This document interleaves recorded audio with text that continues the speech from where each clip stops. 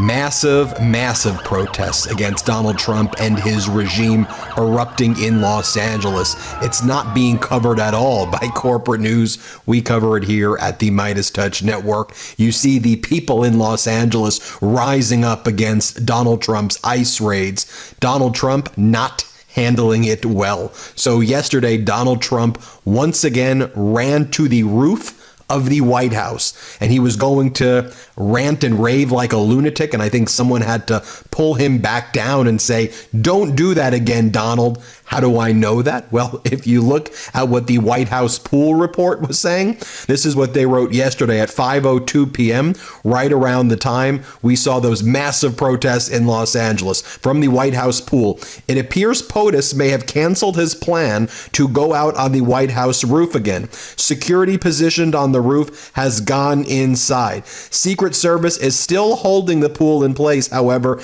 in case POTUS does indeed go onto the roof. And then shortly before that, the White House pool report said, the pool has been informed that POTUS is headed to the roof of the White House. We are now positioned outside. You'll recall earlier in the week, Donald Trump was ranting and raving like a lunatic from the roof of the White House that he wanted to put nuclear weapons on the White House. He was being asked, "What are you doing up there?" He said, "I want to put nukes on the roof." And people are like, "What?"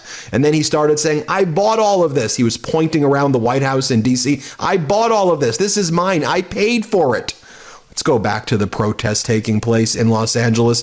Here is another angle. Non-stop protests happening in LA. They're not being reported or televised, except for here on the Midas Touch Network. We are the media now. Here, play this clip.